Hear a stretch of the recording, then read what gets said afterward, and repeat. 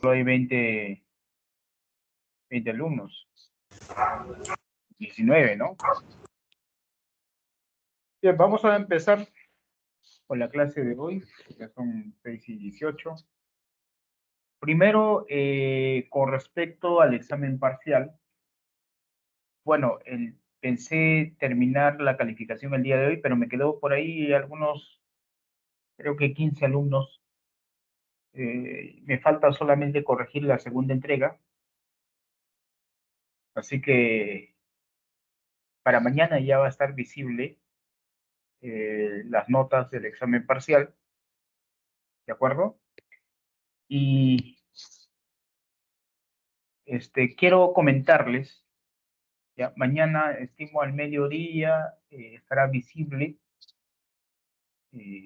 sus notas, tanto en el aula virtual como en el YouPlaner, ¿ya?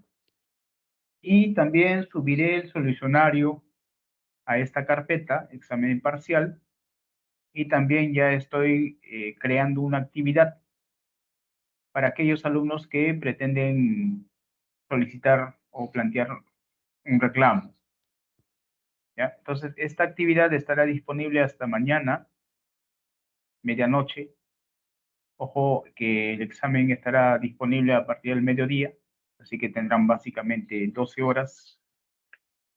Y dentro de esta actividad está el formato, solicitud de cambio de nota. Deben completar este formato, ¿ya? Llenar los datos personales de forma obligatoria hasta los 3 renglones que aparecen, y el informe del profesor, eso lo dejan en blanco. Es importante que adjunten su firma.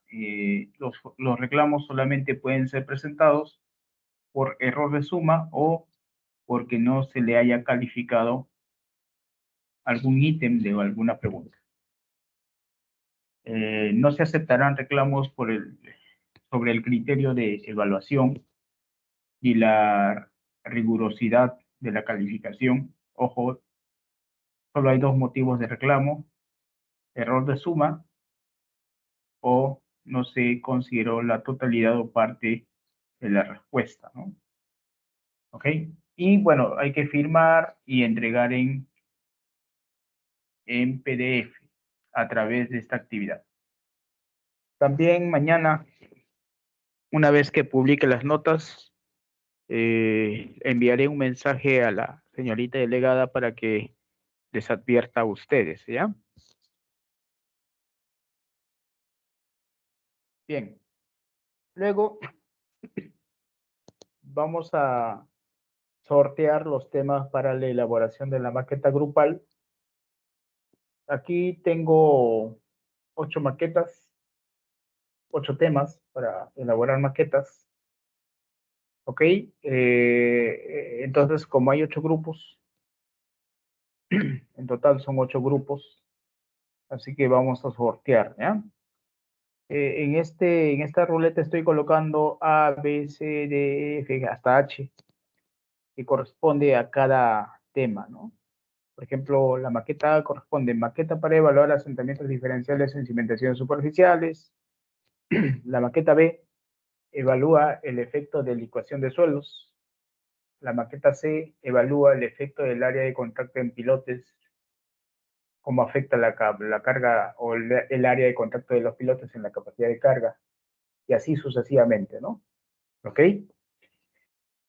Entonces, empezamos con el sorteo, ¿ya? Empezamos por el grupo 1. A ver, vamos a ver qué maqueta le tocará al grupo 1.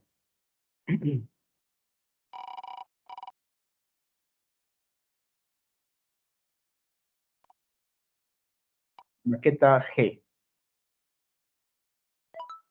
¿ya? La maqueta G para el grupo 1.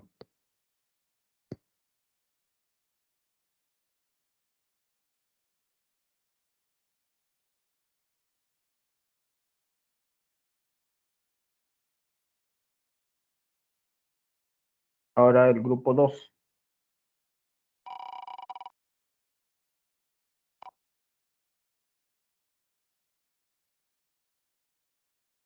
La maqueta D para el grupo 2.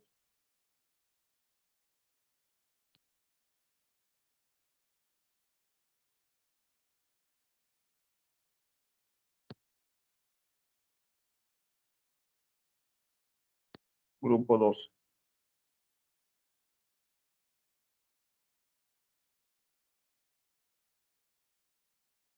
Grupo 3.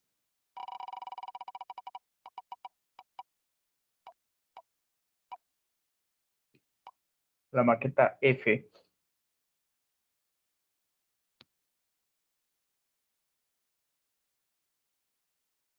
Grupo 3.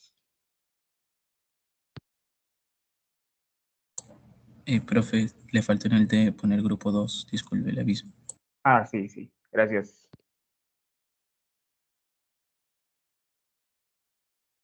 Grupo 2. Ya.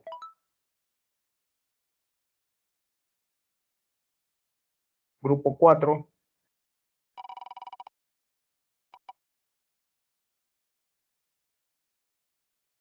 La maqueta E.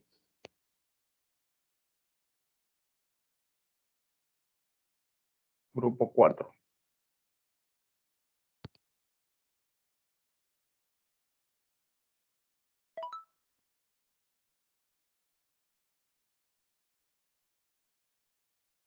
Grupo 5.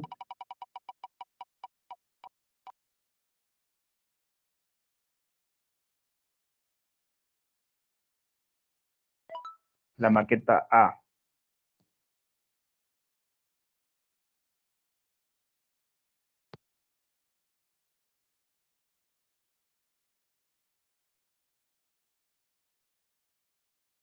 Grupo 6.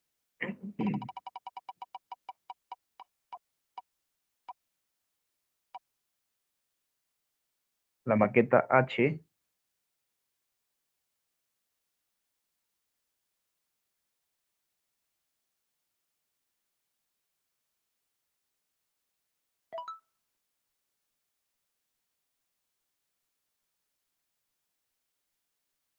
Grupo 7.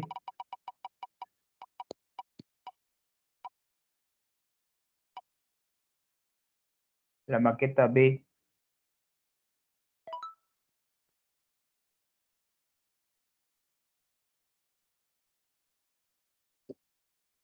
Y grupo 8, la maqueta C.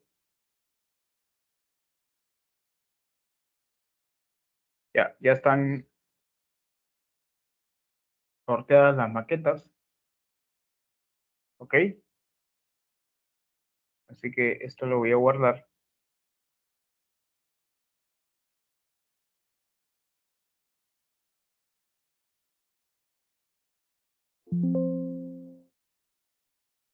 Y lo voy a cargar en apuntes de clase. Semana 9. Está tardando.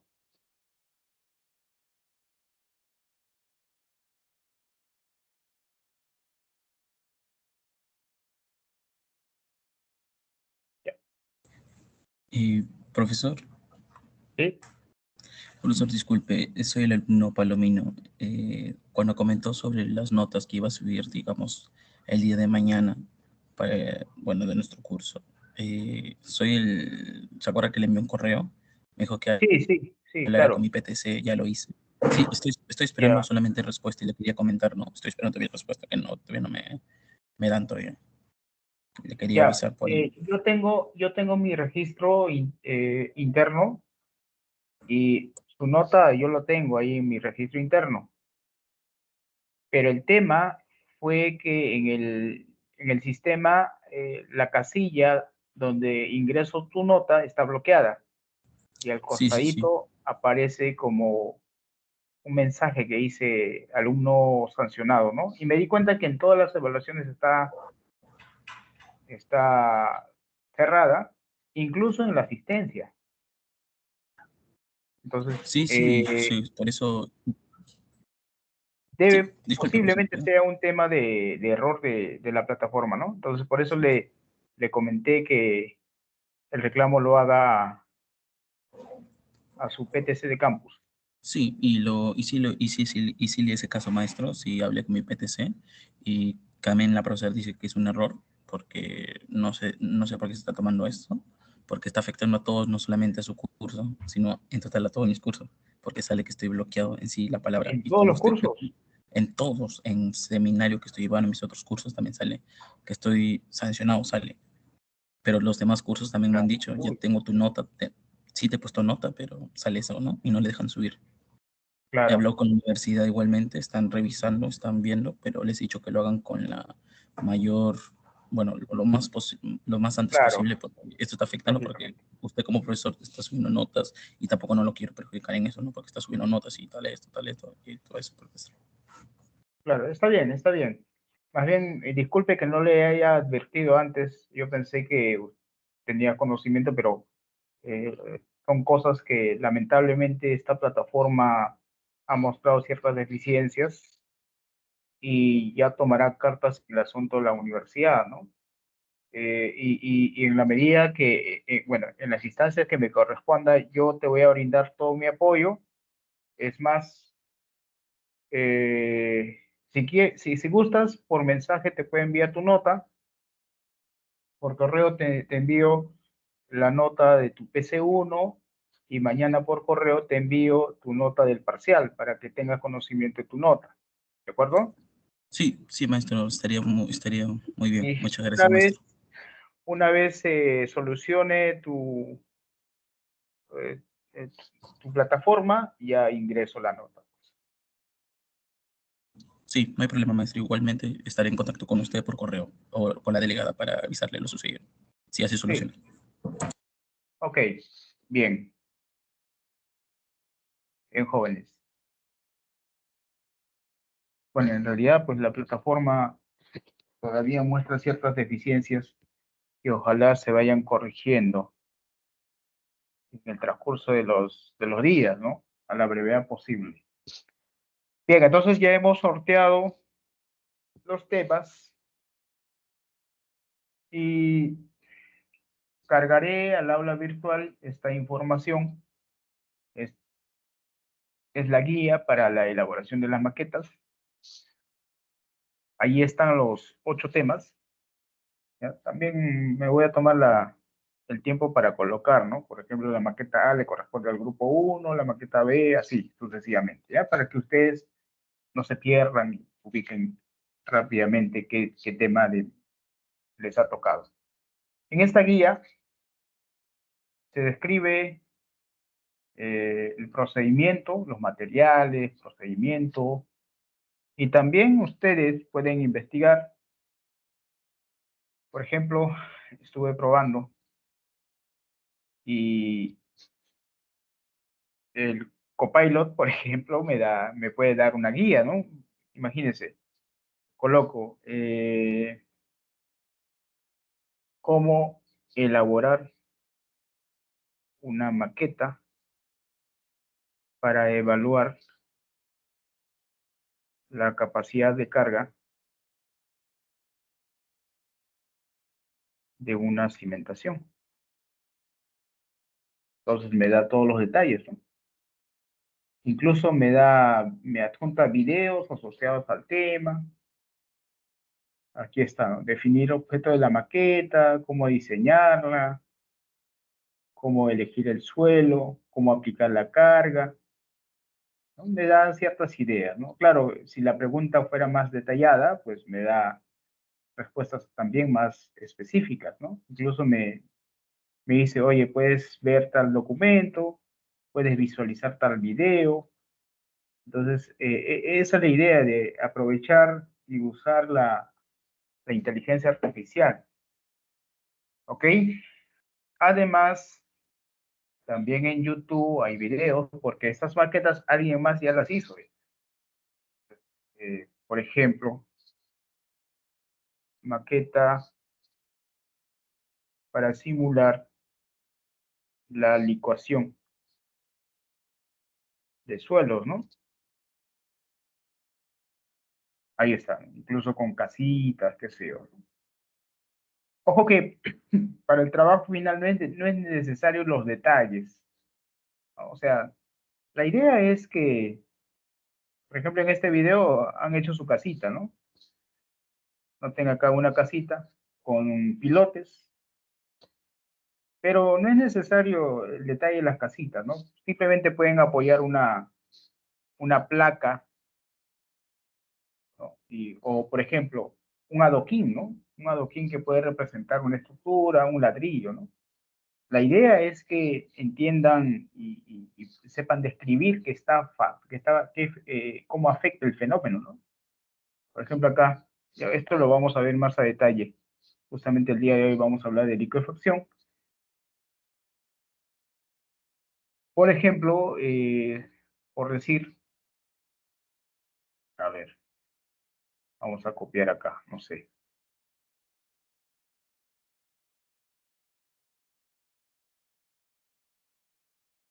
¿Qué va a haber? Ah, bueno, es el mismo. Otro tema.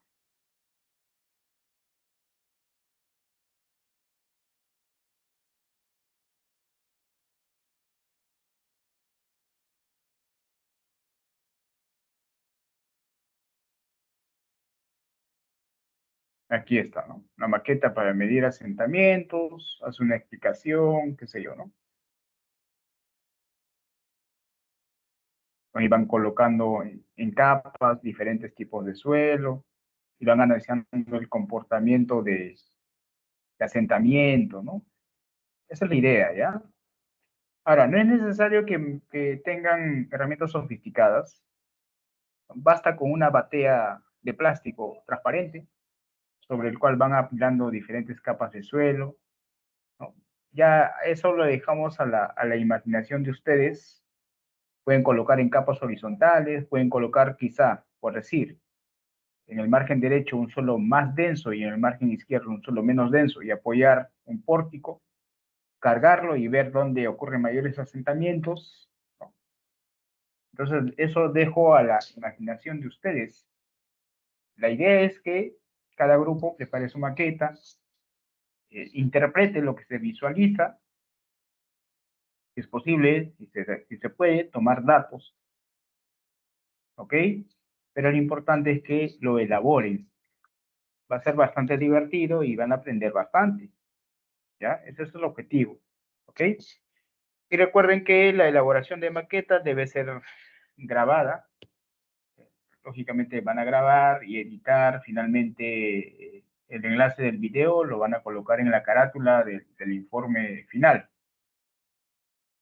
¿De acuerdo? Entonces, investiguen un poquito, visualicen videos y a su criterio y con su imaginación elaboren la maqueta. Si no tienen balanza para medir las cargas, pueden utilizar como referencia la unidad de adoquín, ¿no? Un adoquín es una carga. Van afilando adoquines. Por ejemplo, puedo decir, mi unidad de carga va a ser un adoquín. ¿Cuánto se asentará cuando aplico un adoquín? Luego aplico dos adoquines. ¿Cuánto se asienta? Tres adoquines. ¿Cuánto se asienta? Puede ir midiendo el asentamiento. Y, por ejemplo, en este esquema, una vez cargado, ahora, claro, antes de colocar el suelo, pude haber colocado una manguerita, ¿no? De tal manera de que después de que haya apilado las cargas, introduzca agua. Entonces el nivel freático va a subir y seguramente va a afectar, ¿no? Al comportamiento de la estructura. Entonces, observen todas esas cositas, ¿no? Ya por eso le digo, ya les dejo a la imaginación de cada grupo. Elaborar esta maqueta no toma mucho tiempo, ¿ok? Si ustedes coordinan, se reúnen, pueden hacerlo en un fin de semana, ¿no? ¿Ya?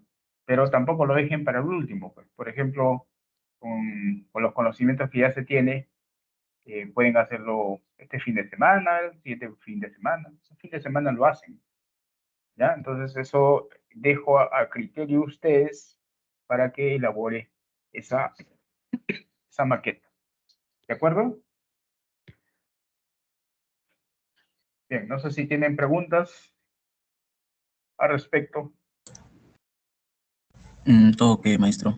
Gracias por... No sabía hacer copilots. Esa IA. ¿Ah? ¿Ya? Ahora, cualquier duda que tengan, lo manifiestan en las clases, pues, ¿no? Y yo les voy aclarando el tema, ¿ya? Bien. Ahora sí empezamos con la clase de hoy. Ojo que ya lo subí al aula virtual, esos temas con sus respectivos grupos. No sé si lo mostré. Pues sí, ¿no? A ver. Lo subí en la carpeta apuntes, semana 9. Ahí está. A ver si pueden tomar captura también. En la última página. Ahí está, ¿ya? Los 8 grupos, las ocho maquetas. Bien.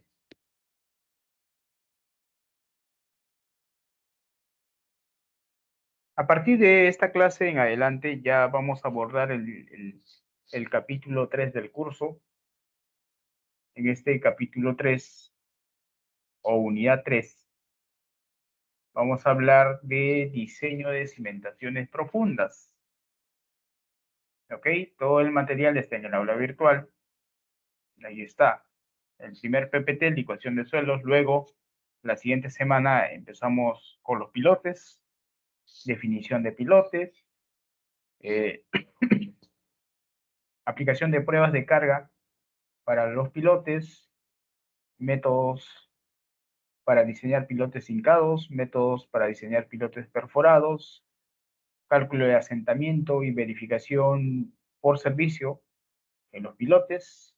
Y también está un formulario, ¿ok? Es importante que lo descarguen el formulario, lo tengan a la mano, ¿ya?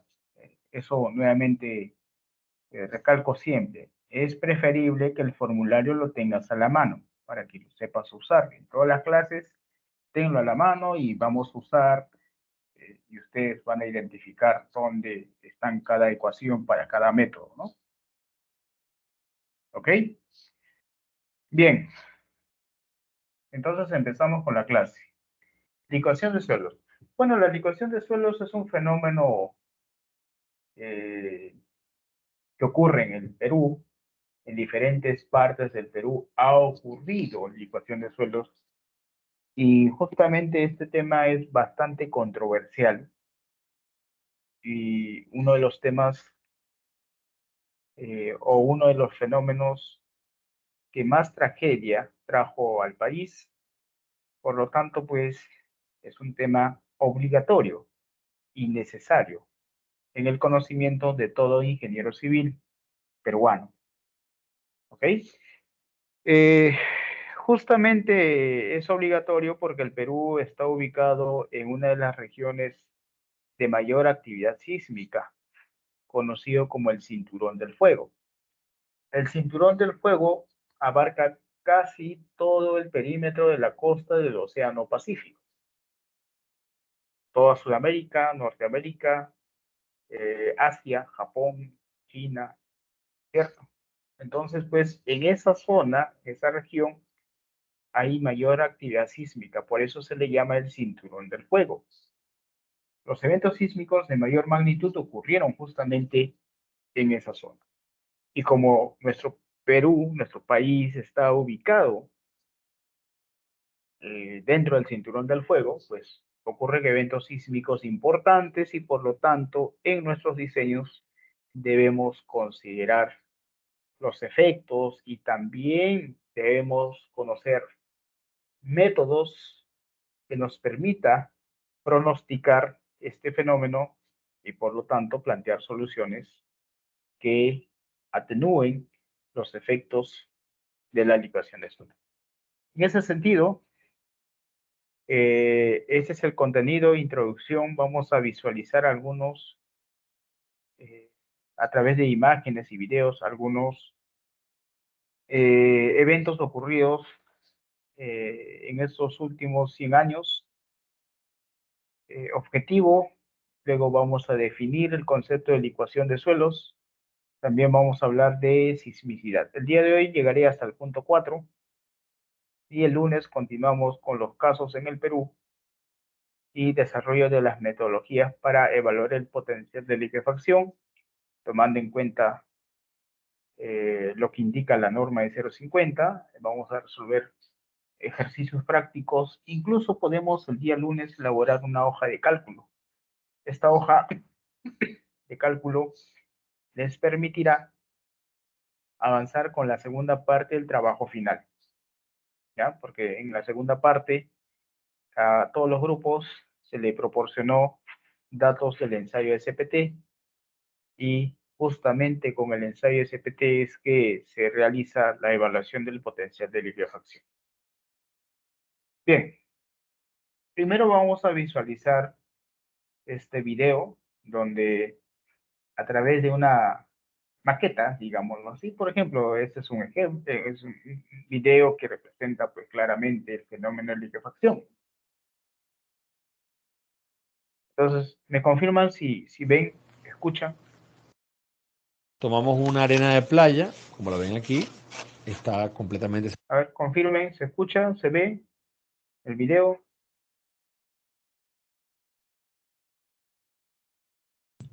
Sí se ve, profesor. Sí, sí, sí se ve y se escucha. Sí se ve, profesor, sí se ve. Muy bien, gracias. Entonces, volvamos. Tomamos una arena de playa, como la ven aquí, está completamente saturada. Bueno, no 100%, pero importantemente. Vamos a abrir este agujero, colocamos una pelota de ping-pong, lo tapamos con la arena, la distribuimos un poquito mejor. De la misma forma, vamos a colocar una masa como si fuera una edificación. Vamos a compactar un poquito para que vean que hay resistencia. Colocamos la masa en el suelo y ahora le damos una agitación tipo terremoto. Ven que la bola de ping-pong asciende mientras que la supuesta edificación o la masa se hunde. Eso es lo que le pasaría a las tuberías que flotarían y a los edificios que se hunden. Si nuevamente tomamos el peso y lo colocamos sobre la arena, transcurrido un tiempo que las presiones de poros se disipan, el suelo nuevamente vuelve a tener resistencia. De ahí la palabra de fenómeno temporal. Bien. En el video se visualizó la colocación de un depósito de arena. Bueno, mencionó que es una arena de playa. Las arenas de playa se caracterizan por ser arenas del mismo tamaño, o sea, son arenas SP, clasificación sub-SP, no plásticas porque no tienen finos, son limpias estas arenas y además son arenas recientes, son arenas del cuaternario, son arenas que se han formado dentro de los 3 millones de años, ¿no? Que corresponde a la era cuaternaria. Geológicamente, pues, ese tiempo corresponde a depósitos recientes y por lo tanto son depósitos de baja densidad, son muy sueltos, ¿ok? Y otro aspecto que hemos visto es que hay presencia de agua, o sea, estas arenas se encuentran saturadas. Entonces, en una condición estática, cuando no hay movimiento, esta arena presenta resistencia. Y para simular básicamente el efecto de la liquefacción, se colocó la bolita, pelotita de ping-pong que representa las tuberías o cualquier estructura enterrada, como ductos, sótanos, qué sé yo. Y la masita de metal representa, por ejemplo, cualquier edificación. ¿Ok? Entonces, en el estado estático, esa arena tiene resistencia. Pero, ¿qué sucede cuando hay una carga dinámica? Hay una carga sísmica, por ejemplo. La energía que disipa la carga dinámica es absorbida por el agua. El agua es un fluido. Entonces este fluido absorbe toda la energía, incrementando la presión de poros. Y este incremento de presión de poros separa el contacto entre las partículas de arena, generando un comportamiento viscoso. O sea, eventualmente, durante la ocurrencia del terremoto, la arena se convierte en un fluido viscoso. Y como cualquier otro fluido, es capaz, no tiene capacidad de soportar carga. Por ello es que el terreno eventualmente pierde su capacidad de carga. Las estructuras enterradas afloran a la superficie y las viviendas se hunden, generando pues daños importantes en las diversas estructuras. ¿Ok? Ese viene a ser el fenómeno de liquefacción, también conocido como licuación.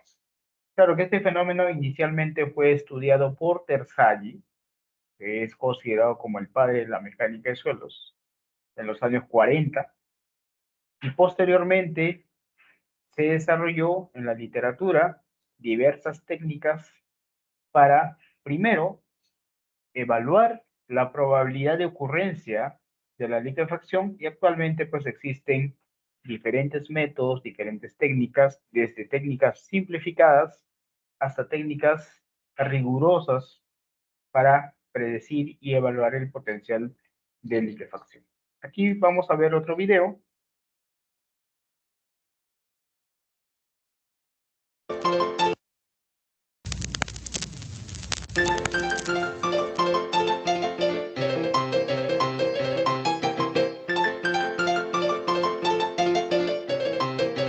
En este video se hace una representación de una edificación que en los años 1906, producto del terremoto en San Francisco, el terreno se licuó y las edificaciones colapsaron. Y acá dice, ¿no? 3 factores necesarios para que ocurra la liquefacción. Primero, el depósito, el suelo debe ser un depósito granular suelto. Y luego dice, esos depósitos deben estar saturados, o sea, debe haber nivel de agua, ¿no? Y tercero, dice una carga, en este caso un terremoto, ¿ya? Entonces vamos a ver ese video.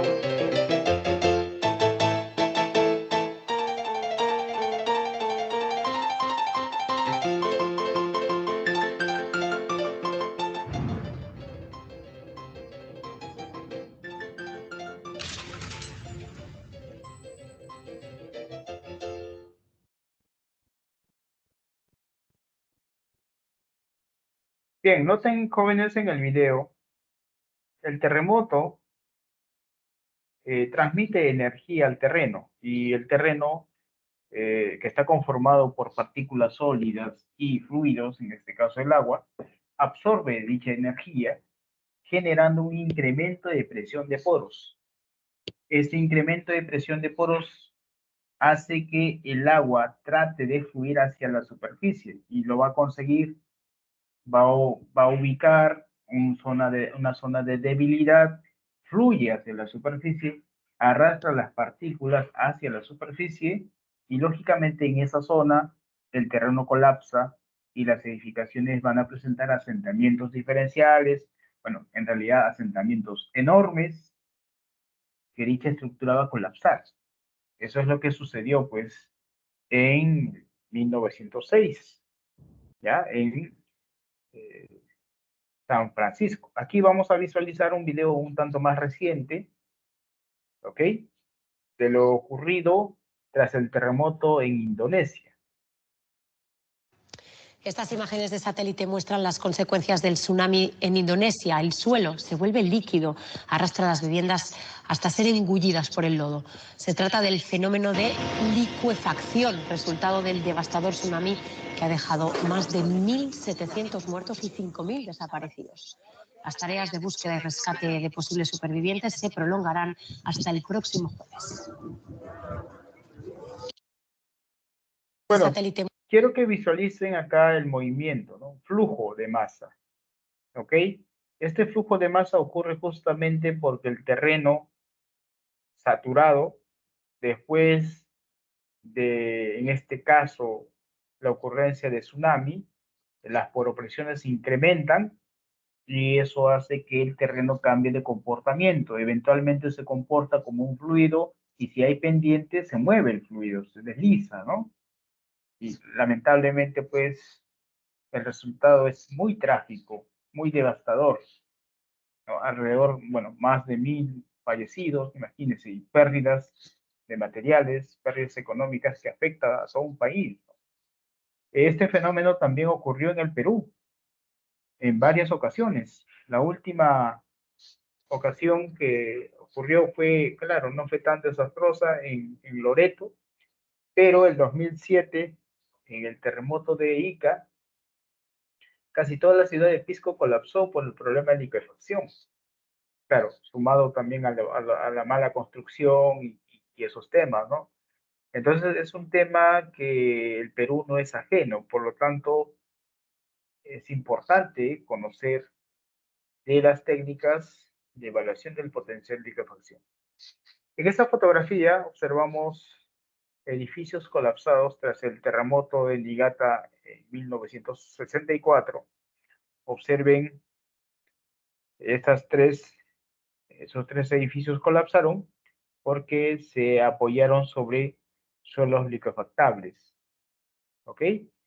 Los ingenieros, lógicamente, que evidenciaban este fenómeno con fotografías y observaron un mismo patrón. ¿De acuerdo? El primer patrón era el tipo de suelo. Se dieron cuenta que la liquefacción ocurre en ciertos tipos de suelo específico. ¿De acuerdo? Y el segundo patrón es que estos suelos se encontraban saturados. O sea, la presencia de agua también es un factor importante. Y claro está, el desencadenante ya es el terremoto, ¿no? O cualquier otra carga dinámica. Esta imagen también muestra colapso del terreno por liquefacción. Bueno, es una imagen en el mismo terremoto en Niigata del 64. ¿Ok? Bueno, ahí vemos el nivel de plataforma inicial y después del sismo el terreno se hundió, generando asentamientos de gran magnitud, 2-3 metros de asentamiento. Ninguna edificación es capaz de soportar tal nivel de asentamiento. En el mismo terremoto vemos estructuras colapsadas por liquefacción. Esta imagen ya es otro terremoto, Loma Prieta, en el 89, en Estados Unidos. Observamos un mini cráter que evidenció flujo ascendente, ¿no? Imagínense, el terremoto genera un incremento de presión de poros y esto hace que el agua fluya hacia la superficie, arrastrando pues partículas. Y noten que el tipo de suelo principalmente está conformado por arenas, ¿no? ¿Ok? Ese es el primer patrón. ¿Ok? Todas las evidencias indicaron, o la mayoría de las evidencias indicaron que este fenómeno ocurre en arenas limpias, arenas sueltas. Y el segundo patrón es que hay nivel freático, o sea, estos depósitos se encuentran saturados. Acá otro terremoto devastador, también en Japón, en 1995, el terremoto de Kobe. Vemos estructuras colapsadas por asentamientos diferenciales. La cimentación de esta vía a desnivel se apoyaba sobre depósitos arenosos y tras la ocurrencia del terremoto se liquefactó, generando asentamientos diferenciales, superando al límite permitido y pues obviamente las estructuras colapsan. En el mismo terremoto de Kobe, el 95, vemos acá estructuras colapsadas por asentamientos diferenciales, grietas en la superficie, que evidenció movimientos laterales, movimientos verticales. El mismo terremoto, en otra zona, observamos plataformas colapsadas, ¿no? Si ustedes pueden visualizar, hacer un cálculo estimativo, más o menos asentamientos de metro a metro y medio, ¿no? Ninguna estructura es capaz de soportar tal nivel de asentamiento. Provoca pues colapso. Acá observamos la ruptura parcial de la presa San Fernando en el 71 en Estados Unidos. Acá ustedes pueden visualizar algunas fisuras.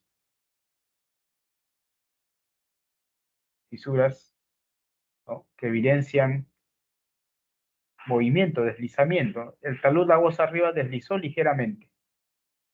Claro, la presa felizmente no colapsó. Pudo repararse después de tal evento, ¿no? Hubiese sido muy lamentable si esta presa hubiese colapsado, ¿no?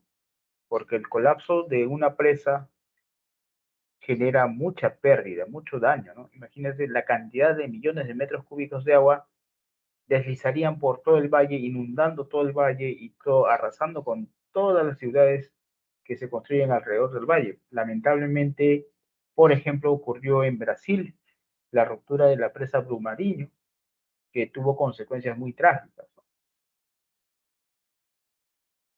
Esta imagen muestra también otra evidencia, el característico mini cráter, ¿no? Evidenciando pues flujo ascendente y también se visualiza arena, ¿ok? Entonces, jóvenes, los ingenieros, a través de estas imágenes encontraron un patrón. Y el patrón principal es que los depósitos que se licúan eran arenas sueltas o muy sueltas y además con presencia de nivel freático. En ese sentido, primero vamos a definir el fenómeno de liquefacción o licuación de suelos y vamos a ver en qué condiciones ocurre este fenómeno o bajo qué condiciones. Conocer la afectación de las estructuras de cimentación con la ocurrencia de la liquefacción, conocer los requerimientos de la norma de 050, suelos y cimentaciones respecto al fenómeno de liquefacción, conocer los métodos para el cálculo del potencial de liquefacción, justamente la norma E050 en el artículo 38, ya ustedes revisaron el artículo 38, y también en la unidad 1 hice lectura del artículo 38, indica de que cuando hay probabilidad de ocurrencia de la liquefacción, el ingeniero o el profesional responsable está obligado en evaluar el potencial de liquefacción utilizando métodos determinísticos y probabilísticos. Con tal objetivo, en este curso se les va a explicar el método determinístico de Sid-Idris para evaluar el potencial de liquefacción y el método probabilístico de Judd y Nobel. Pero antes entendamos qué es la liquefacción. La liquefacción es un fenómeno temporal. Ya en los videos hemos visto pues que no es un fenómeno permanente, ¿no? Sino ocurre temporalmente. Es más, ocurre en un instante de tiempo. ¿Ya? Por ejemplo, la licuación de suelos en Pisco en el 2007 ocurrió en menos de 10 segundos. ¿Ok? Es un fenómeno así, muy corto, en el que el suelo parcialmente saturado o saturado pierde parcial o totalmente su resistencia al esfuerzo cortante debido a la aplicación de cargas dinámicas como sismos. Claro, no solamente puede ser un sismo, sino cualquier otro tipo de carga dinámica. Por ejemplo, una explosión, la vibración de un equipo industrial, la vibración de un equipo de compactación, el proceso de instalación de pilotes hincados, incluso la vibración que causa los trenes, ¿no? Porque cuando el tren circula, esto causa vibración en el terreno. Entonces, cualquier tipo de carga dinámica puede desencadenar la liquefacción, pero principalmente pues es el terremoto, que durante su ocurrencia produce un incremento súbito del exceso de presión de poros, reduciendo la resistencia del terreno y provocando que el suelo se comporte temporalmente como un fluido viscoso, causando asentamientos que dañan pues a las estructuras y además puede provocar movimientos de masa, como lo ocurrido en Indonesia. La licuación puede ocurrir cuando hay presencia de nivel freático alto.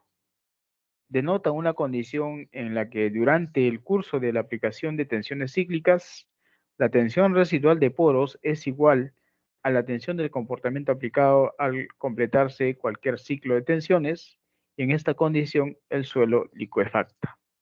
La norma es 050 de suelos y cimentaciones, la versión última del 2018, aborda el tema de liquefacción en el capítulo 6, artículo 38.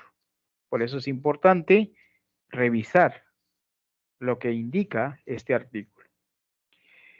La licuación, según Judd, es la transformación de un material granular de un estado sólido a un estado licuado, como consecuencia del incremento de la poropresión causado por una carga dinámica. Entonces, ya resumiendo, la liquefacción es un fenómeno temporal desencadenado principalmente por el terremoto que reduce la resistencia del terreno a tal punto de que el terreno puede comportarse como un fluido viscoso, ocasionando asentamientos importantes que dañan las estructuras. Entonces, como hablamos de esfuerzos, es importante que ustedes recuerdan los tres diferentes tipos de esfuerzos normales. Acá tenemos una estructura de suelo a cierta profundidad. Las cargas, los esfuerzos totales son transmitidos por parte de ella por el contacto entre partículas y parte de ella por el agua contenida en los poros. Entonces, el esfuerzo total es igual al esfuerzo efectivo más la presión de poros. Pero de esos tres esfuerzos, el más importante es el esfuerzo efectivo. El esfuerzo efectivo es el tipo de esfuerzo que se transmite por el área de contacto entre las partículas del suelo. Cuanto las partículas tienen mayor área de contacto, ese terreno es más resistente. ¿Ok? Entonces, este esfuerzo efectivo es igual al esfuerzo total menos la poropresión. Pero, ¿qué sucede cuando repentinamente la poropresión incrementa? Si la poropresión incrementa, por ejemplo, causada por un terremoto, el esfuerzo efectivo disminuye. Y en consecuencia, el área de contacto de las partículas se reduce. Puede disminuir tanto a tal punto que el esfuerzo efectivo llega a ser cero. Y en esa condición, lógicamente que esas partículas pierden su área de contacto. Por ejemplo, aquí tengo partículas que están muy separadas porque no hay esfuerzo efectivo. Y si las partículas están separadas en un medio acuoso, significa que están en suspensión. Así que sería prácticamente un fluido viscoso. Y si no hay contacto, ese terreno pierde capacidad de soporte, pierde resistencia, y cualquier edificación apoyada sobre ese depósito simplemente se hunde. ¿Ok? Ese viene a ser el efecto de liquefacción o licuación de suelos. Por lo tanto, es importante que ustedes sepan calcular los esfuerzos, ¿no? Por ejemplo, si yo quiero calcular el esfuerzo vertical en el elemento A o en el punto A, pues esto, aquí tengo el nivel de terreno natural, a cierta profundidad está el nivel freático, entonces aquí hay un peso específico natural. Y abajo el peso específico es saturado. Entonces, si yo quiero calcular el esfuerzo vertical, simplemente le llamo sigma. El esfuerzo total va a ser el peso específico por esta distancia, que viene a ser z menos z sub w, por peso específico natural, más la segunda profundidad es z sub w por peso específico saturado.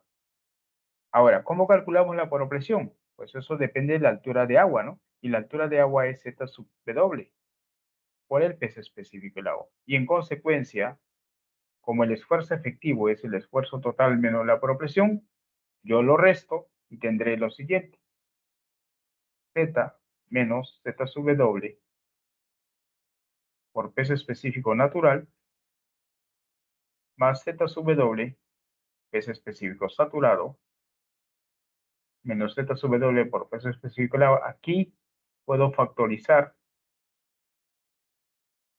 Z sub W. Si factorizo Z sub W me queda peso específico saturado menos el peso específico del agua.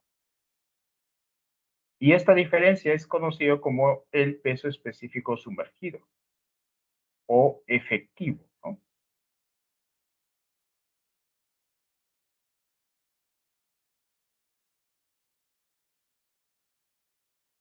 Bueno, sería de esta manera, ¿no?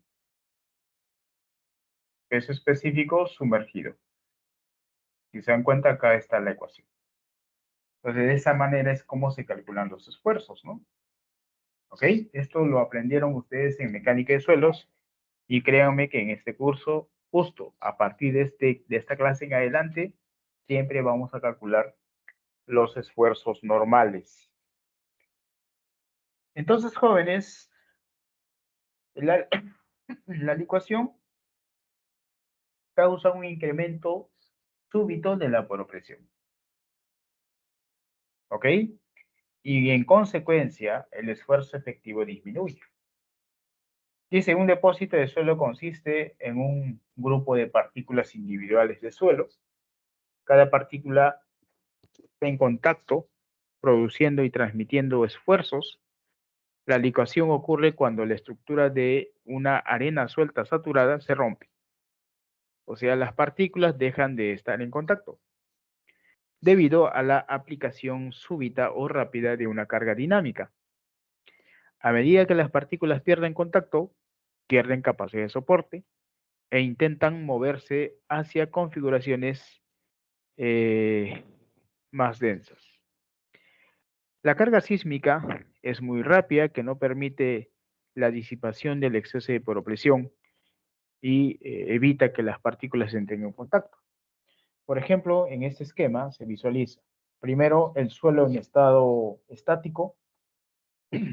Ahí ven suelo saturado porque todos los vacíos están llenos de agua. Y gracias al área de contacto se da la transferencia de los esfuerzos efectivos. Y esta barrita representa la poropresión. Y de pronto, digamos, viene el sismo y aplica la carga dinámica. Entonces, el agua absorbe toda esa energía, incrementando su presión interna. Y esa presión interna hace que las partículas se separen. Y note, acá el esfuerzo efectivo, las flechitas de color blanca, son más intensas que en esta zona, porque el área de contacto disminuye. Por lo tanto, la resistencia del suelo temporalmente disminuye, provocando asentamientos. Incluso puede llegar a tal punto de que el esfuerzo efectivo sea cero. ¿De acuerdo? Y en esa condición, el suelo se comportaría como un fluido viscoso. Acá otro esquema similar. Tenemos edificaciones que se han cimentado sobre un depósito granular, saturado. Ahí vemos cómo se encuentra la estructura, partículas en contacto, vacíos llenos con agua porque están saturados. Y si estas partículas tienen área de contacto, significa que es un suelo resistente. Pero ¿qué pasa cuando hay una vibración? Un sismo, por ejemplo. La energía del sismo es absorbida por el agua, generando un incremento en las presiones de poros y en consecuencia las partículas se separan, a tal punto de que pierden el área de contacto. Entonces el esfuerzo efectivo en realidad representa el área de contacto. Si estas partículas no tienen área de contacto, el esfuerzo efectivo es cero. Y en la ecuación de Mohr-Coulomb, cuando el esfuerzo efectivo es cero por la tangente del ángulo de fricción, pues el resultado de la resistencia al esfuerzo portante va a ser cero. Por eso es que el terreno temporalmente pierde su capacidad de soporte y las edificaciones colapsan. ¿De acuerdo? Así es como ocurre el fenómeno de licuación. Kramer, en su publicación en 1996, bueno, hay un libro muy famoso, el libro creo que se llama Introducción a la Ingeniería de Terremoto, algo parecido. Lo pueden descargar de internet. El profesor Kramer identificó ciertas características de un suelo licuable. Menciona de que los suelos licuables son principalmente suelos no cohesivos, gravas, arenas, limos, de baja plasticidad y deben encontrarse saturadas. Además dice que si estas arenas presentan un porcentaje de arcillas menores a 15%, entonces son potencialmente licuables. Si el límite líquido de estas arcillas son menor a 35%, también son potencialmente licuables. Y si el contenido de humedad supera al 90% del límite líquido, o sea, están en el rango o en el estado líquido, son depósitos potencialmente licuables. ¿De acuerdo? Es más, la presencia de arcilla reduce el potencial de liquefacción. ¿Ok? Cuanto hay mayor contenido de arcilla, la probabilidad de liquefactarse disminuye. Eso quiere decir que la liquefacción ocurre más frecuente en depósitos aluviales, fluviales, marinos, deltaicos y eólicos, porque esos depósitos son con bajo contenido de finos, bajo contenido de arcillas. ¿De acuerdo? Iris Bollinger indica que los sedimentos más susceptibles a liquefactarse son aquellos que fueron depositados recientemente, o sea, son depósitos del cuaternario, y con el pasar del tiempo, pues estos depósitos se van a densificar, claro, pero ese tiempo, pues imagínense, estamos hablando de tiempos geológicos, ¿no? ¿Ok? ¿Y cuáles son los depósitos cuaternarios? Pues los depósitos que están en la costa peruana, por ejemplo, ¿no? Las arenas de Villa El Salvador, las arenas de las playas, son depósitos cuaternarios, son depósitos sueltos o muy sueltos, ¿ok? En la norma 050 de suelos y cimentaciones, la licuación se aborda en el capítulo 6, condiciones especiales de cimentaciones, artículo 38. La norma en ese artículo menciona lo siguiente. Se indica que para que un suelo granular sea susceptible a licuar durante un sismo, debe presentar simultáneamente estas dos condiciones. Primero, estar constituido por arena, arena limosa, arena arcillosa, limo arenoso no plástico o grava empacada en una matriz de alguno de los suelos anteriores. Y la segunda condición simultánea es que debe encontrarse debajo del nivel freático, o sea, sumergidos o saturados. En este caso, se debe incluir en el estudio de mecánica de suelos un análisis determinístico y probabilístico del potencial de liquefacción de la zona e indicar la probabilidad de ocurrencia. O sea, la norma exige de que se realice un análisis del potencial de liquefacción. Además, cuando la historia sísmica de la zona haga sospechar la posibilidad de liquefacción, el programa de exploración de toda el área comprometida por la estructura debe incluir perforaciones de hasta 15 metros de profundidad como mínimo y en la cantidad de exploraciones calculadas según el primer capítulo de la norma. Ustedes, bueno, el capítulo 2, ¿no?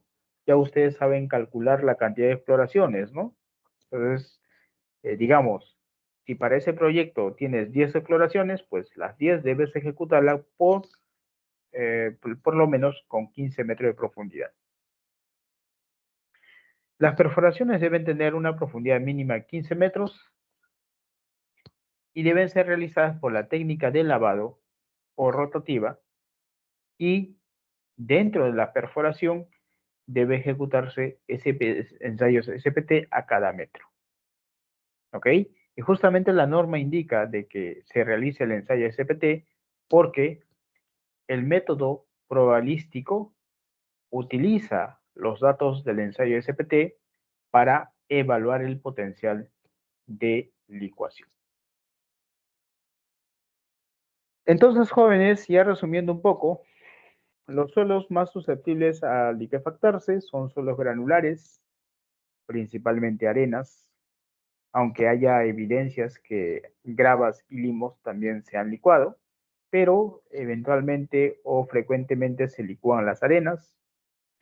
Estas arenas deben encontrarse en estado suelto o muy suelto, con opacidad relativa muy suelta o suelta, deben estar saturados, deben presentar poco contenido de finos y como desencadenante es cualquier aplicación de carga sísmica, principalmente un evento sísmico.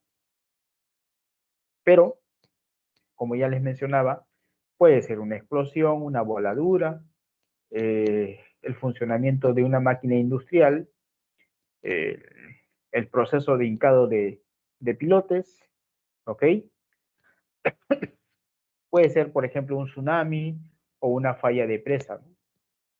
Generalmente los suelos potencialmente licuables son arenas de baja densidad con presencia de nivel freático alto.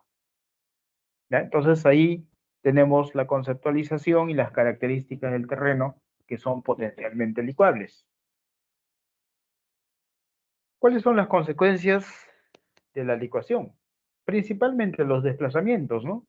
Asentamientos, desplazamientos laterales, flujo lateral, pérdida de capacidad de carga, pérdida de soporte lateral, flotación, de cimentaciones enterradas, fallas catastróficas, ¿no? Colapso de edificaciones, etc.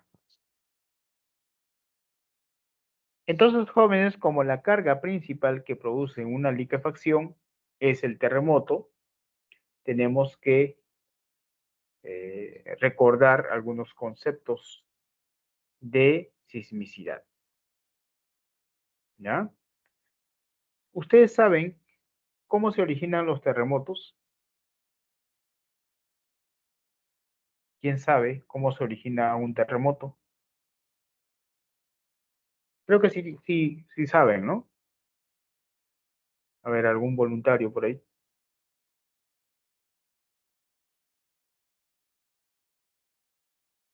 ¿Cómo creen que se origina un terremoto? Maestro, ¿por el choque de las placas? Muy bien, es exactamente por eso. Ya, no es obra del creador, ¿no? Como antiguamente se creía.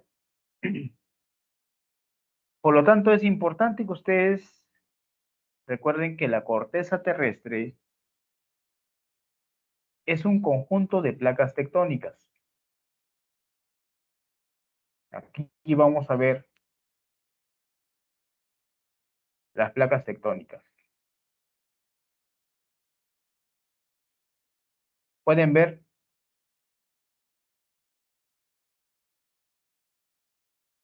No sé si pueden ver las placas tectónicas ahí. ¿Visualizan? Sí, maestro. Ya. Ahí están las principales placas tectónicas que cubre toda la superficie de la Tierra. ¿Ok? Estas placas tectónicas son rocas gigantescas. Son rocas ígneas gigantescas, ¿no? Debido, producto del enfriamiento del magma. Y centrémonos en la placa sudamericana. La placa sudamericana colinda toda la costa peruana, Chile, Ecuador, Colombia, ¿no? Y hasta la parte central del Océano Atlántico. Y al costadito está la placa de Nazca. ¿Ok? Claro, la placa de Nazca está debajo del nivel del mar, en todo el Océano Pacífico, o parte del Océano Pacífico, ¿no? Y observen la flechita. La flechita es la dirección del movimiento de cada placa tectónica. Observe que la placa de Nazca se mueve de izquierda a derecha y la placa sudamericana se mueve de derecha a izquierda y colisionan, chocan. Y ese choque digamos, pues, genera energía enorme que deforma a las propias placas. La roca se va deformando, ¿no? Cuando se va acumulando la energía, se va deformando y eventualmente la roca ya no soporta dicha energía acumulada y se rompe.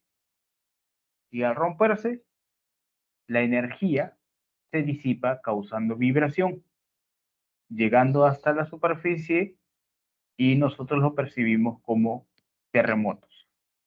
Así es como se ocasionan los terremotos. ¿De acuerdo? Por lo tanto, es importante recordar algunos conceptos de sismicidad. Primer concepto, foco, conocido como hipocentro. Es el punto en el cual se origina la ruptura. ¿Ya? O sea, donde se rompe la roca. Por ejemplo, si esta es parte de la corteza terrestre, ¿ya? La superficie está acá. Entonces, si a cierta profundidad la roca se rompe, este vendría a ser el foco. Es el lugar exacto donde se origina la ruptura de la roca. Y esa ruptura provoca vibración. Las ondas viajan en todas direcciones. Las primeras ondas que llegan a la superficie se llaman ondas P. Y a las ondas P se llaman P porque son ondas primarias, ondas de compresión. Y las segundas ondas que llegan a la superficie son las ondas S, también conocida como ondas secundarias, que son ondas de corte. ¿Ok?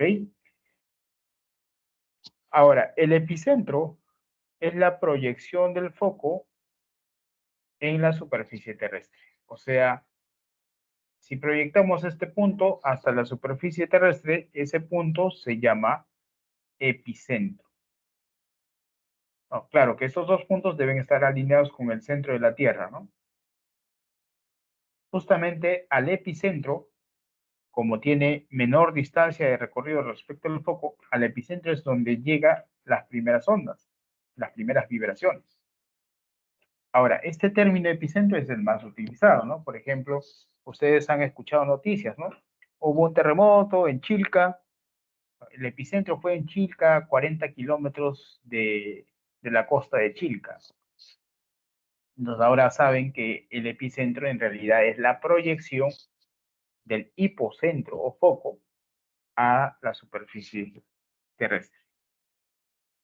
La magnitud es la cantidad de energía que libera un evento sísmico y se calcula en función a la amplitud de la señal o del área de ruptura de la fuente.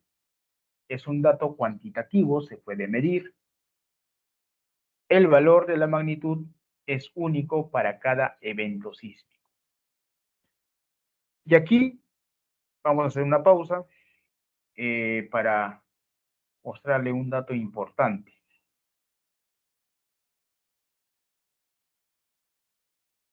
Vamos a ver la lista de los terremotos ocurridos en el mundo.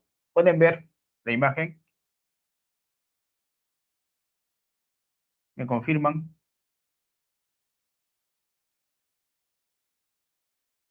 ¿O no se ve? Estoy compartiendo una imagen que dice terremotos y energía equivalente. Sí se ve, profesor. Ya. Es como un cono invertido, ¿no? Ya les voy a explicar. Primero, la información que muestra esta imagen es el terremoto de mayor magnitud.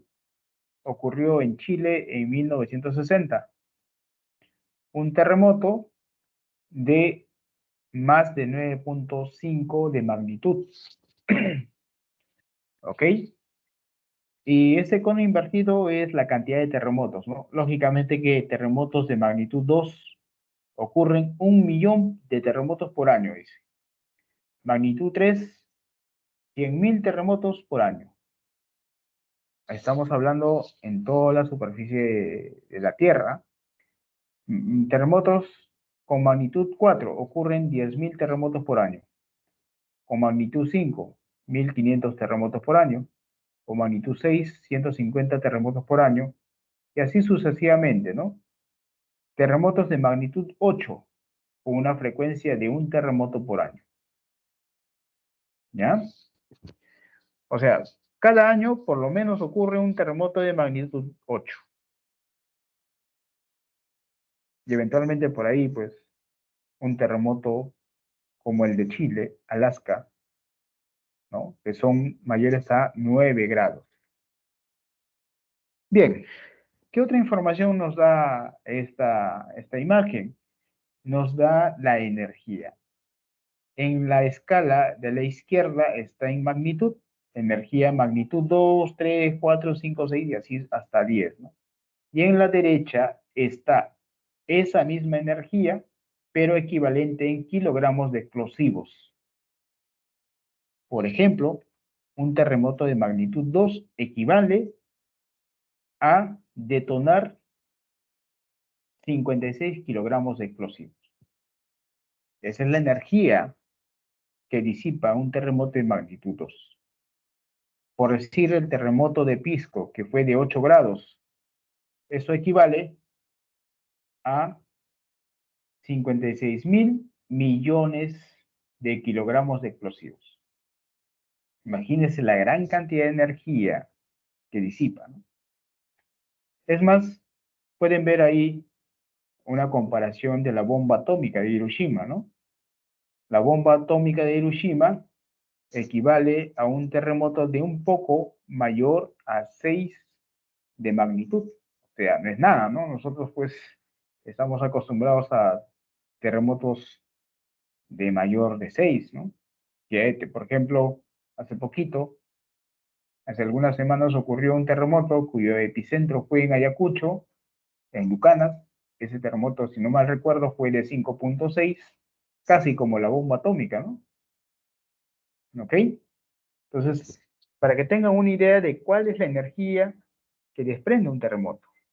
Son energías pues incalculables, ¿no? Bueno, sí se pueden calcular, pero digamos pues es bastante grande.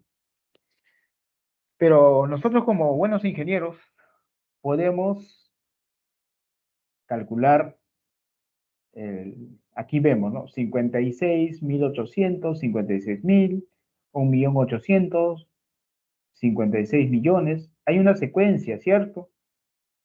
¿De acuerdo? Hay una secuencia. Entonces lo que voy a hacer ahora es utilizar una calculadora y vamos a ver cuál es la relación de energía de un terremoto de magnitud 7 con respecto a un terremoto de magnitud 6, por ejemplo. O a cuántos terremotos de magnitud 6 equivale un terremoto de magnitud 7. Entonces vamos a hacer un cálculo rápido. Pueden ver mi pantalla, ¿no? ¿Ya? Por decir, un terremoto de magnitud 7 equivale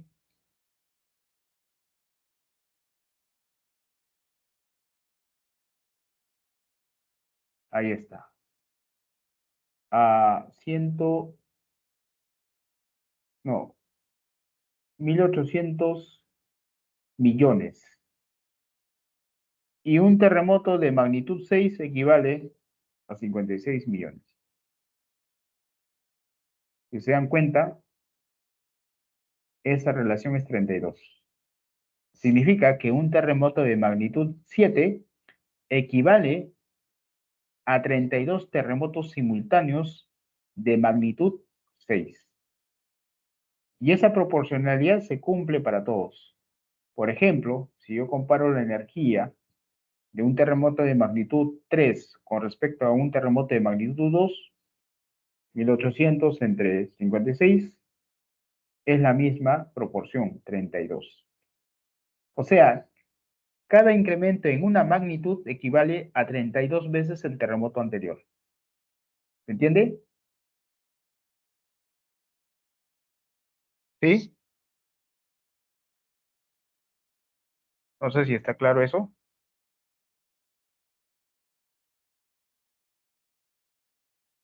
¿Me escuchan, jóvenes?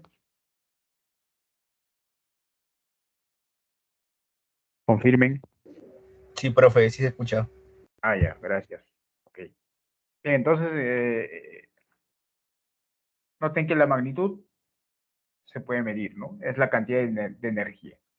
Otro concepto es la intensidad. ¿Ya? La fuerza que se siente en una ubicación dada. Y pues la intensidad es cualitativo. En cambio, la magnitud es cuantitativo porque se puede medir. En cambio, la intensidad es lo que sentimos, ¿no? Y lo que sentimos depende mucho de la distancia del epicentro. Cuanto más alejado estás del epicentro, el efecto sísmico se siente menos, ¿no? ¿Ok? Otro concepto importante es la aceleración máxima, PGA. ¿Ok? Es el valor máximo de la aceleración registrado en un evento sísmico. Y esta aceleración no es constante. Cada sismo tiene su propia aceleración máxima. Para que se entienda, vamos a ver el registro sísmico o registro de aceleración.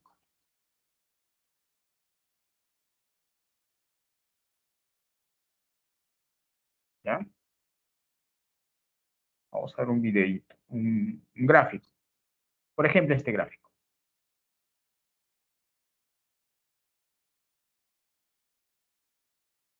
Para medir la aceleración de un sismo se utilizan sismógrafos. También hay equipos conocidos como acelerógrafos. Son equipos que tienen esta característica. ¿No? Son pequeños en realidad, entran en una maleta. ¿Ok? Y aquí hay un sensor, una aguja muy sensible al desplazamiento. Cuando un terremoto ocurre, pues esta aguja se agita y va graficando, ¿no? ¿Ok? Va graficando la aceleración a lo largo del tiempo. Y ese registro se llama registro de aceleración y tiene esta característica. En el eje horizontal el tiempo, en segundos, y en el eje vertical la aceleración, en unidades de gravedad. Por ejemplo, este registro sísmico tiene una aceleración pico de 0.35 veces la gravedad. Ese valor máximo es el PGA. ¿De acuerdo? Ojo, que 0.35 veces G, o sea, la tercera parte de la aceleración de la gravedad, o sea, casi 3 metros por segundo, ¿no?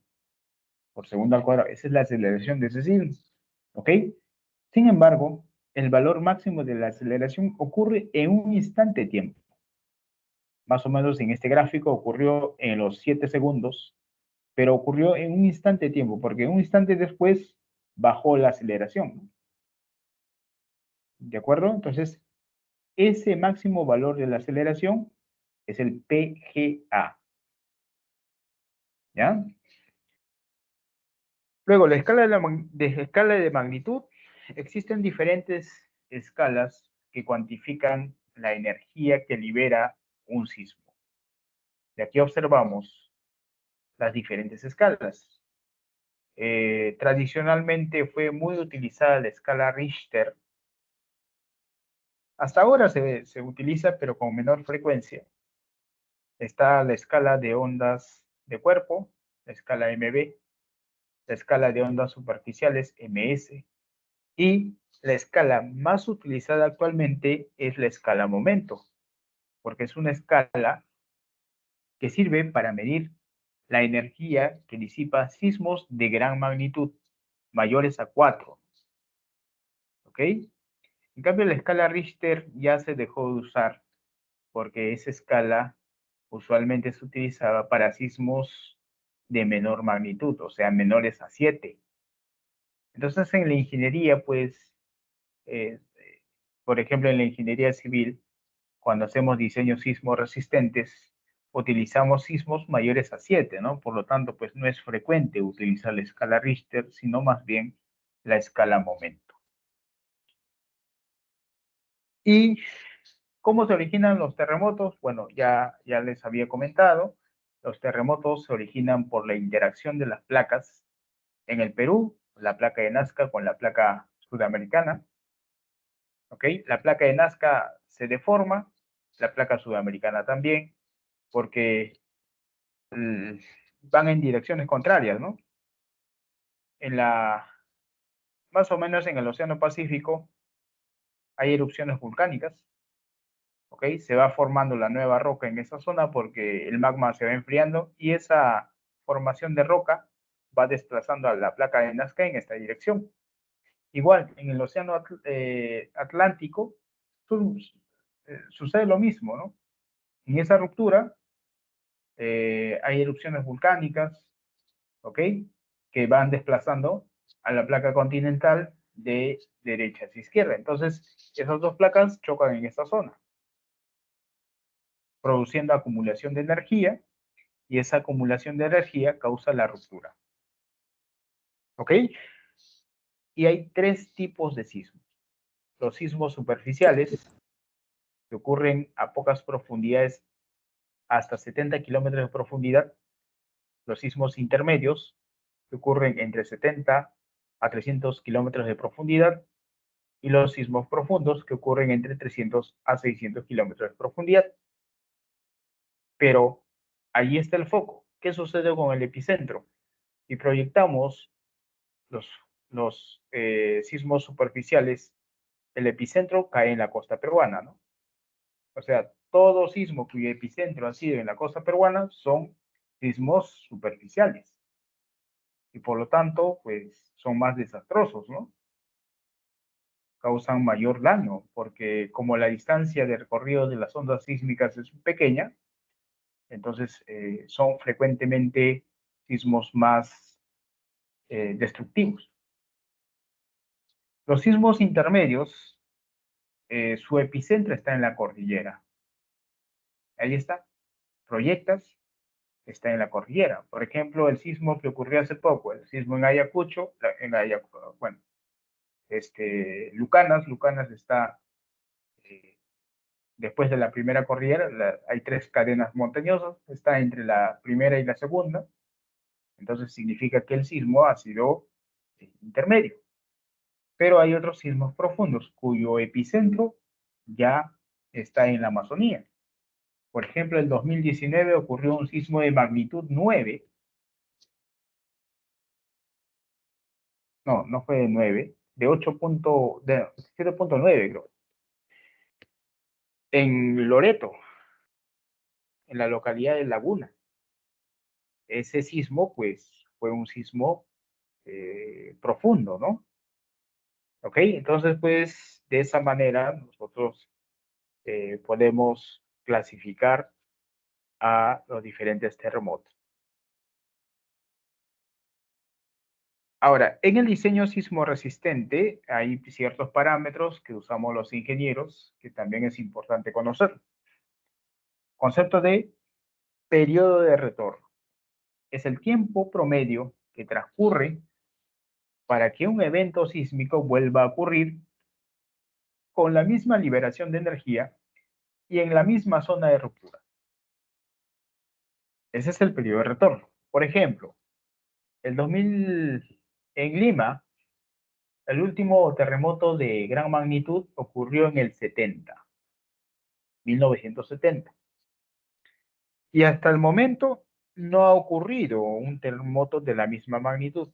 Y digamos, ojo, no quiero ser malagüero, a ver de malagüero, solamente lo menciono por el ejemplo. Este es el tiempo, ¿ya? Ocurrió un terremoto en 1970, si no mal recuerdo fue de 8.4, ¿ok? Y digamos que ese mismo terremoto con la misma magnitud, o sea, un terremoto con la misma magnitud ocurre, qué sé yo, en el 2150. Entonces, ¿cuál es su periodo de retorno? Pues esta diferencia de tiempo es su periodo de retorno. En este caso sería 280, ¿no? 280 años.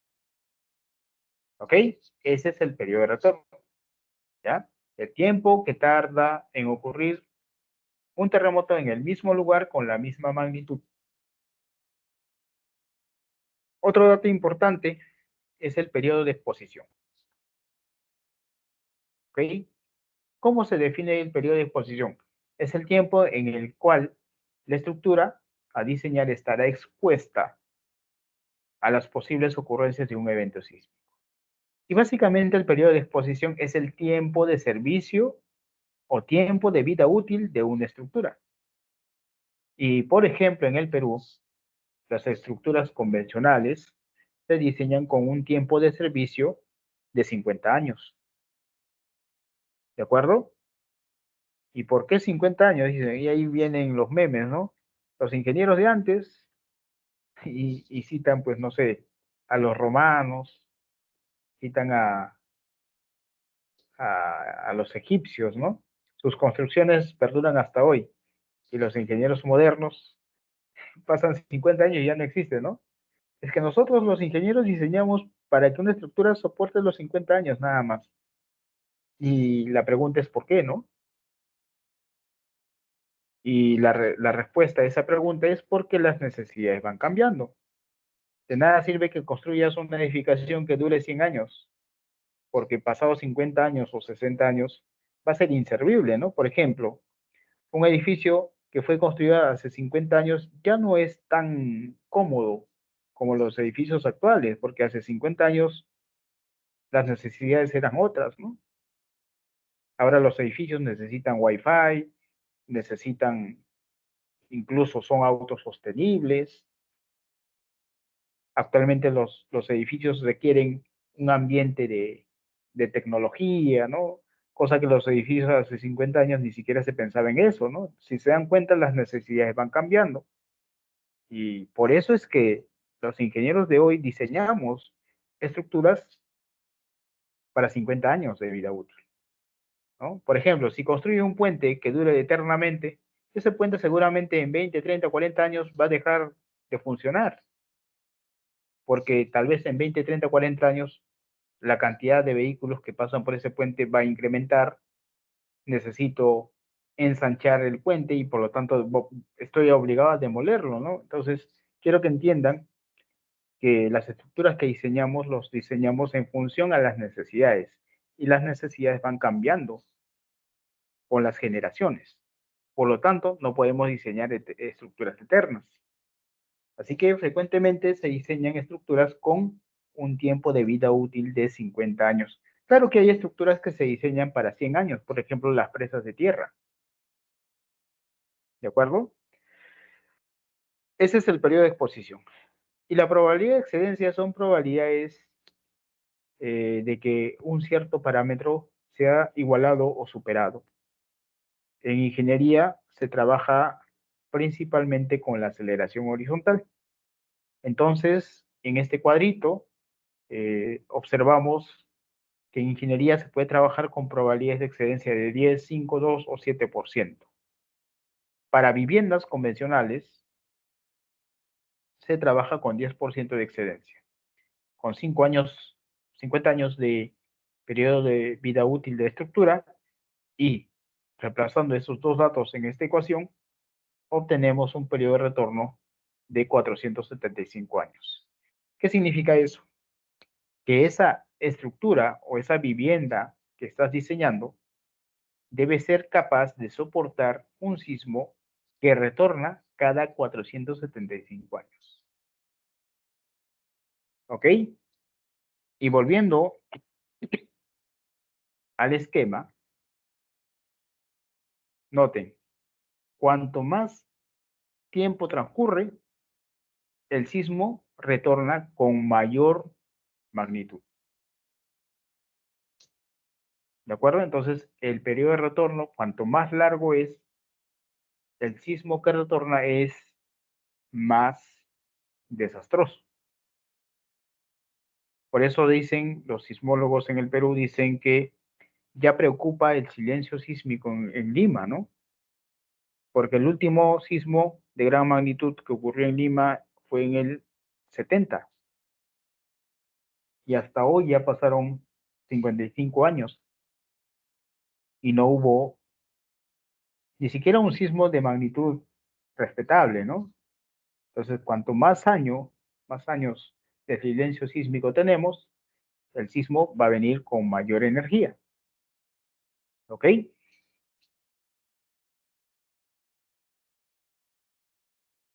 Bien, jóvenes. En el Perú, los registros sísmicos se registran, valga la redundancia, o la información sísmica se registra a través de los acelerógrafos. ¿Ok? Y el primer acelerógrafo fue instalado en 1944 por el IGP, Instituto Geofísico del Perú, pero en 1960 fue la primera adquisición de data. A partir de 1960 a la fecha se ha acumulado información sísmica.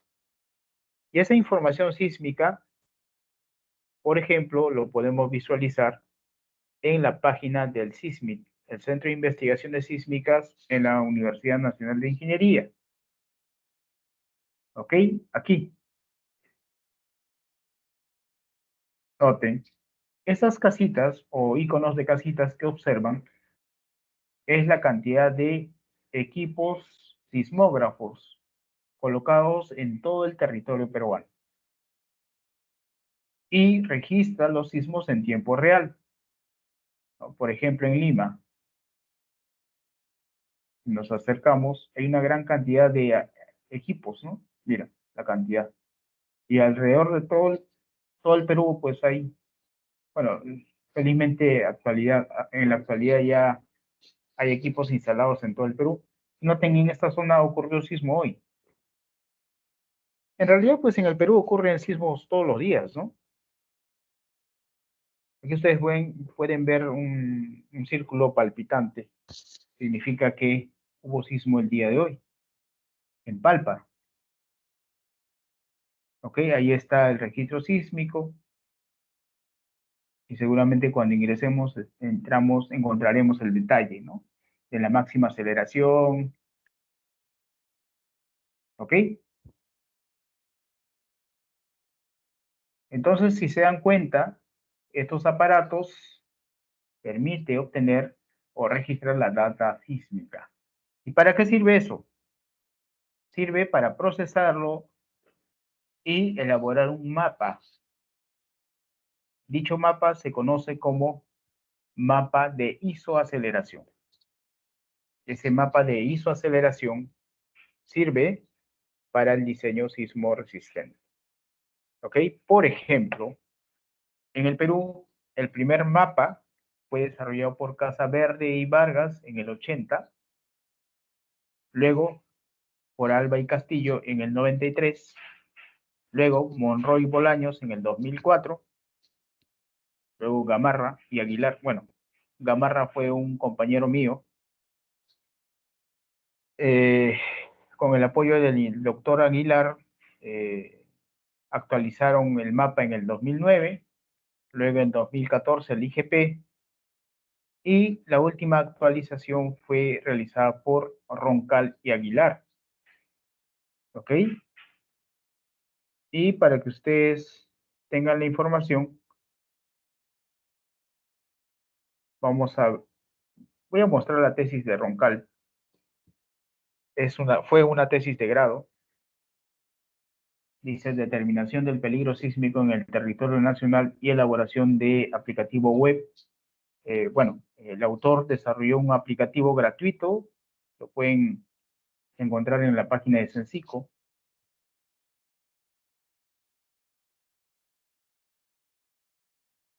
Aplicativo.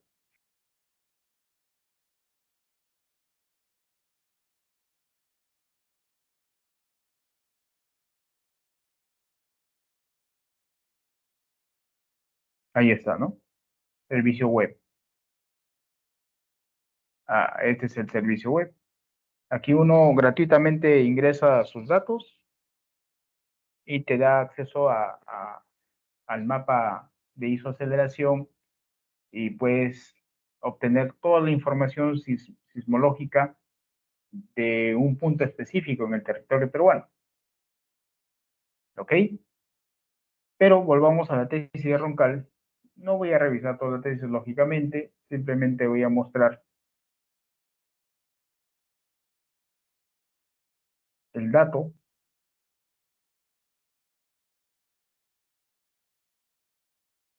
Aquí está, este mapa.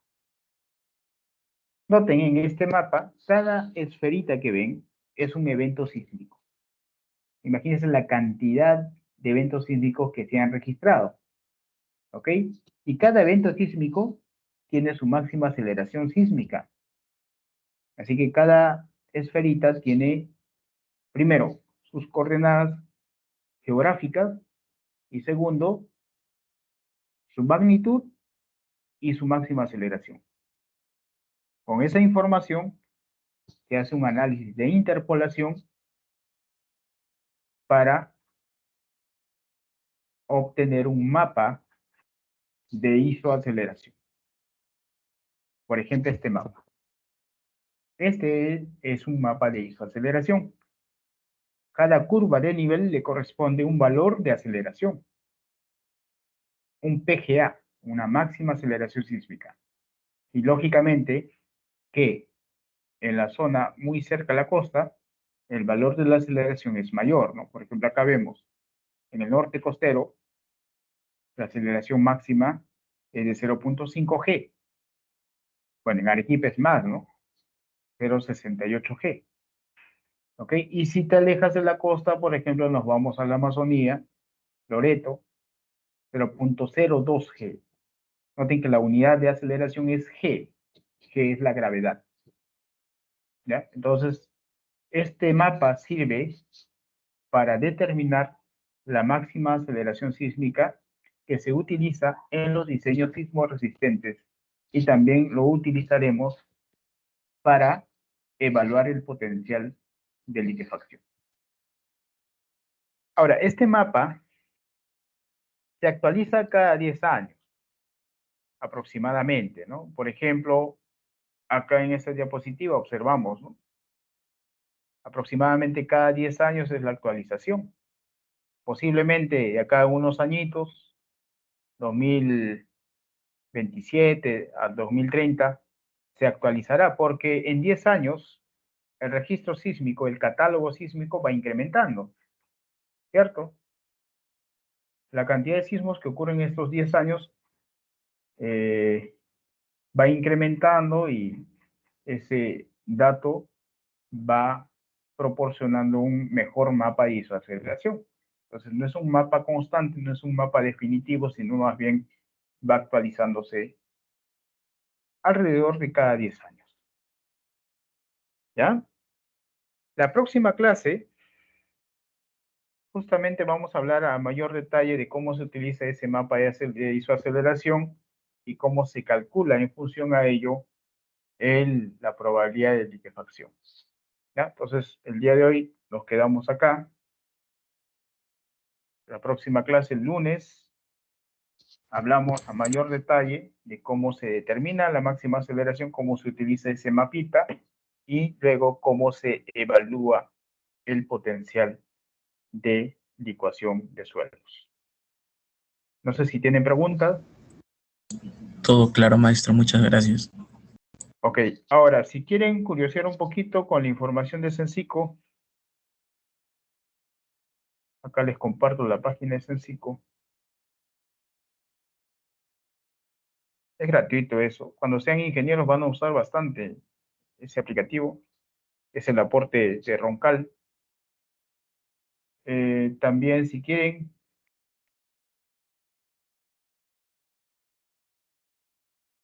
les comparto la página del SISMIT. Bueno, el SISMIT es es un instituto de investigación de la UNI. Ahí, si quieren curiosear un poquito, ver registros sísmicos, ahí les comparto, ¿ya? Bien. Ok, jóvenes, entonces, el día de hoy nos quedamos aquí y ya saben, atentos mañana aproximadamente al mediodía. Subiré todas las notas y estarán visibles para que, si usted considere su reclamo, lo presente a través de la actividad en el aula virtual. ¿Ok? Bien. Entonces finalizamos. Muchas gracias. Nos vemos el día lunes. Cuídense. Muchas gracias, Chao. maestro, igualmente. Cuídese igualmente. Buenas noches. Buenas noches. Profesor, Sí, una consulta con respecto al trabajo final, ¿es necesario para calcular las últimas, se necesita la densidad del suelo? Solo es sí para se saber. necesita necesariamente, sino cómo calculas el valor de Q. Ahora, ¿dónde encuentran la densidad? Está en el ensayo triaxial. Si revisas el formato del ensayo triaxial, a ver, voy a abrir rápidamente, no sé dónde lo tengo, a ver, por acá. Triaxial, ya, grupo 1, ya, vamos a ver. Simplemente para explicar dónde está, ¿no? Está acá, observen. Densidad seca, ¿no? ¿Ok? Al inicio y al final. Lógicamente que hubo un cambio porque la aplicación de corte modifica, ¿no? Pero ustedes deben usar la densidad inicial, porque las condiciones iniciales son las condiciones de campo. Pero dirán, profesor, pero tengo la densidad seca.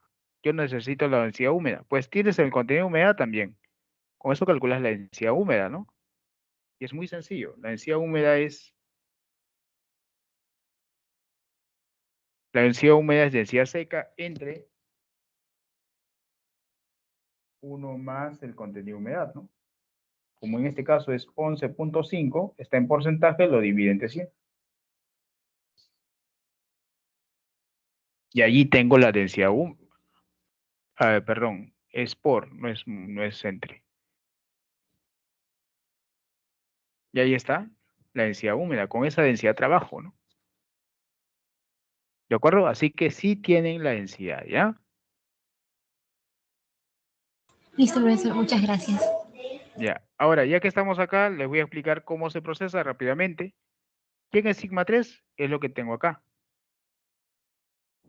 Sigma 3. Entonces lo que hago es simplemente jalo y recuerden que sigma 3 se mantiene constante, ¿no? No cambia. ¿Quién es sigma 1? Es sigma 3 más el esfuerzo desviador. Ahí está. ¿Cómo calculo P? La semisuma, ¿no? Sigma 1 más sigma 3 entre 2.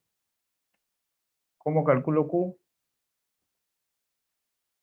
Sigma 1 menos sigma 3 entre 2. Bueno, la oblicuidad bueno, eso lo calculo según lo que me dice, y acá sigma 1 entre sigma 3. ¿Y cómo calculo la deformación volumétrica? Pues esto también es sencillo. Es igual al cambio de volumen por 100, porque estoy expresando en porcentaje, entre el volumen inicial. ¿Ok? ¿Y quién es el volumen inicial? Pues es la altura del espécimen por el área, ¿no? Y el área es pi por el diámetro al cuadrado entre 4, ¿no? Ya tengo el volumen y para que no se me cambien las celdas, lo mantenemos fija y ya está, ¿no? Y luego completamos. Ahí está. Y todo esto lo copio, ¿no? Basta que proceso 1 se procesa todo automáticamente, ¿no? Listo, ya procesé todo triaxial. En 1 minuto. ¿Ya? Así que no es tan complicado. Ahora, ¿cómo se elaboran las gráficas? También no es tan complicado. ¿Ya? Quiero que lo hagan, lo intenten. Y si alguien me presenta su avance el día lunes, me hacen acordar y les puedo ayudar cómo presentar las gráficas. ¿Ya? ¿De acuerdo?